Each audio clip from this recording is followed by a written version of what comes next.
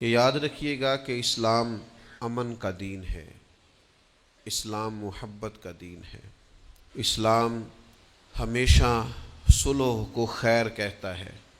لیکن ایسا نہیں ہے کہ دشمن ہتھیار اٹھا لے، دشمن بغیر کسی دلیل اور بغیر کسی ثبوت کے جارحیت کا مظاہرہ کرے، تو اسلام پھر بھی یہی کہتا ہے کہ تم نے صرف صلح کرنی ہے۔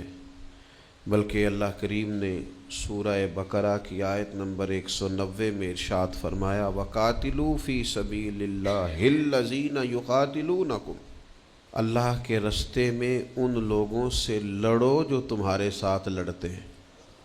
اگر مخالف لڑنے کے لیے تیار ہو جاتا ہے اور وہ تم سے لڑتا ہے تو تم بھی اس سے لڑو۔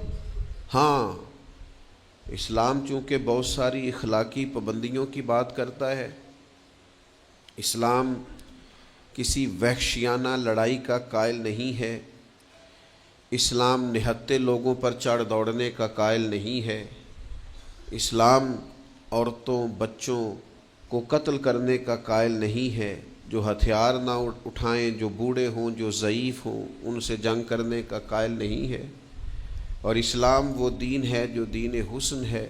تو اتنی بات اسلام ضرور کہتا ہے کہ جنگ میں بھی تم اخلاقیات کا خیال کرو، لڑو۔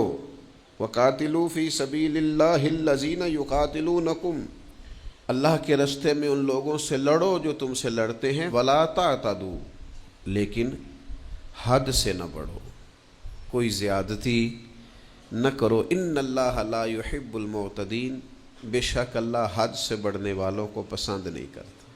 تم زیادتی نہیں کرو گے، تم حدود سے تجاوز نہیں کرو گے، تم اخلاقی حدود کی پابندی کرو گے، تم جنگ بھی کرو گے تو پھر اس کے وہ جو ہمارے ہیں ایک محاورہ بولا جاتا ہے کہ محبت اور جنگ میں سب جائز ہے، تو یہ غلط ہے۔ سب جائز کہا ہے، جنگ کے موقع پہ بھی کہا وَلَا تَعْتَدُوا، حد سے تجاوز نہ کرو۔ وَقَاتِلُوا فِي سَبِيلِ اللَّهِ الَّذِينَ يُقَاتِلُونَكُمْ، اللہ کے راستے میں ان سے قتال کرو جو تم سے قتال کرتے ہیں۔ وَلَا تَعْتَدُوا، لیکن حد سے تجاوز۔